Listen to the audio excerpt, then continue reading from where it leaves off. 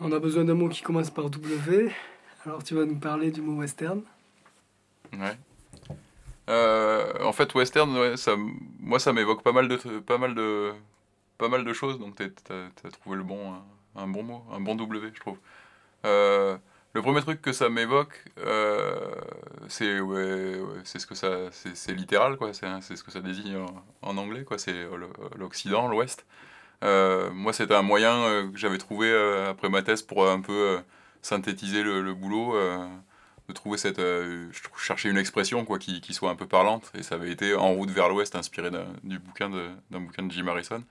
Et En route vers l'Ouest, parce qu'il y avait ce côté de trajectoire géographique, donc de gens, les premiers sapiens sapiens, c'est les premiers paléosupes qui venaient de l'extérieur, qui étaient pas nés en Europe, et dont le package culturel était créé ailleurs et que des gens transportés et amenés sur le continent européen, euh, qui est une péninsule qui finit en cul-de-sac, donc qui venait forcément, qui se dirigeait vers l'ouest, et donc où on était, tel que quand moi j'ai commencé ma thèse, la vision dominante, c'était on voyait les Aurignaciens, donc ces premiers paléolithiques supérieurs, se déplacer progressivement d'est en ouest et avancer tout en faisant reculer les Néandertaliens. Donc c'est un western, je le vois un peu comme oui, l'image ruée vers l'ouest. C'est-à-dire c'est la façon dont on a construit l'histoire du paléolithique supérieur depuis plus d'un siècle. C'est-à-dire une culture conquérante, un peu oui, comme les grandes conquêtes, quoi. Et des gens qui avancent un peu comme une invasion euh, à travers l'Europe, depuis en général l'Orient, quoi, avec cette notion aussi très forte chez nous, quoi, qui a été enfin, que les grandes inventions, les grandes civilisations viennent d'Orient. C'est ce que disaient les anciens, là, Ex Orientelux. Donc là, voilà, il y a ce côté-là qui, pour moi, dans Western, c'est ce à quoi ça me fait penser. C'est quelque chose qui est animé, que je vois, enfin voilà, et où on voit des gens comme nous, les modernes, euh, en mode envahisseur, quoi.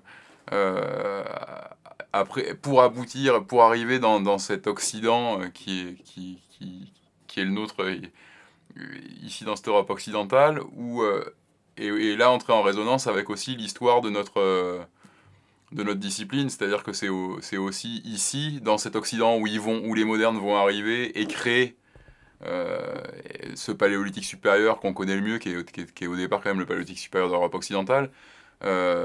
Et c'est là même où on a forgé la plupart des concepts, enfin beaucoup de concepts qu'on utilise. On pourrait revenir au concept de modernité qui au départ se forge à partir des données européennes et à partir des données européennes du paléolithique supérieur.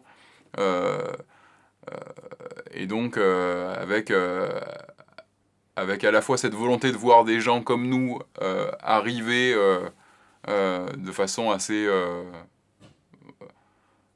radicale sur le continent européen, apportant avec eux leurs innovations, et en même temps pour le préhistorien, un terrain d'expression archéologique particulièrement fécond, parce que beaucoup de sites, parce que une recherche ancienne qui a plus d'un siècle et demi ici, euh, et des réseaux de sites très nombreux, très fournis, quoi, avec toutes ces régions calcaires et donc tout ce karst et toutes ces grottes. Et du coup, une région qui est à la fois un micro-territoire qui a pu, comme la vallée de la Vézère par exemple, qui a servi des fois à définir des choses qu'on allait essayer de retrouver au fin fond des plaines russes, en Asie, où on se posait la question un peu partout.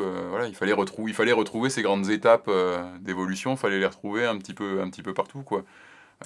Du coup, avec quelque chose qui est assez européo, qui était assez européocentré, quoi. Est-ce qu'on doit s'attendre à retrouver en Asie et en Afrique les mêmes stades d'évolution et de développement de l'humanité qu'en Europe occidentale? On sait aujourd'hui que bien sûr que non, et que l'évolution s'est pas faite comme ça, partout pareil. Et quelle est la part de mythe dans cette idée de conquête de l'Ouest par l'homme moderne? Est-ce qu'il s'agit vraiment d'un processus de colonisation d'un continent qui est déjà peuplé par une autre race, comme on imagine les colons européens qui Non, je traversent vois que l'Amérique? c'est vraiment enfin, je pense que c'est un fantasme, c'est quelque chose parce que l'histoire est racontable, comme un mythe, quoi. Et que du coup, quand on veut parler aux gens, ben, si j'explique que le début du paléolithique supérieur ou la première culture du paléolithique supérieur, l'Aurignacien, ça vient d'ailleurs, ça a été inventé un peu en dehors de l'Europe, et qu'ensuite les gens qui étaient comme nous, comme vous et moi, anatomiquement et biologiquement modernes, sont venus avec leur culture et ont peu à peu avancé, ont découvert des régions, ont suivi des cours d'eau, ont suivi le Danube, puis les côtes méditerranéennes, et puis progressivement, jusqu'à arriver à l'Europe occidentale, je peux le raconter comme une histoire et on peut se l'imaginer. Alors que si je commence à mettre de la complexité, ça a forcément été hyper complexe. Des idées ont pu avancer sans que les gens avancent. Quand on voit la mobilité qu'avaient les gens du Paléolithique supérieur et dès le début à l'Aurignacien, on le voit ne serait-ce qu'avec l'approvisionnement en matières premières, ou dans un site, vous allez trouver on va avoir des matières premières qui sont à plus de 300, qui peuvent venir de plus de 300 km. Bon, si on imagine l'Europe et qu'on fait des nœuds autour de chaque site qu'on connaît, on fait un rond de 300 km de diamètre, bon, ben, on va s'apercevoir que en quelques sauts de réseau, si chaque cercle représente un réseau, entre guillemets, de gens qui potentiellement peuvent s'être rencontrés, on va s'apercevoir qu'on peut traverser l'Europe assez rapidement. Et que donc du coup, une bonne idée, avec un maillage démographique correct, peut circuler sans que les gens aient forcément porté l'idée. Donc je pense que c'est la volonté de pouvoir raconter, comme la Out of Africa l'a fait aussi. Pourquoi cette théorie a bien fonctionné et a bien marché? C'est parce qu'elle est relativement simple et qu'elle donne sous forme de récit. Elle raconte une histoire qui est audible et compréhensible pour tout un chacun. Alors que ce qu'on a nous, avec plein d'absences, plein de doutes, plein d'inconnus, plein d'imprécisions, c'est très dur à véhiculer à un public plus large, quoi. Donc là, je pense que non, je vois pas du tout, et on n'a pas, plus on avance, moins on a les données pour voir, c'est un mouvement vraiment colonisateur de gens avançant peu à peu. Au contraire, on a l'impression que les choses se sont faites que la complexité de l'arrivée des modernes et des gènes et des modernes en Europe, c'est vraiment à chaque fois localement a fait naître des situations qui peuvent être relativement différentes et contrastées selon les régions en question.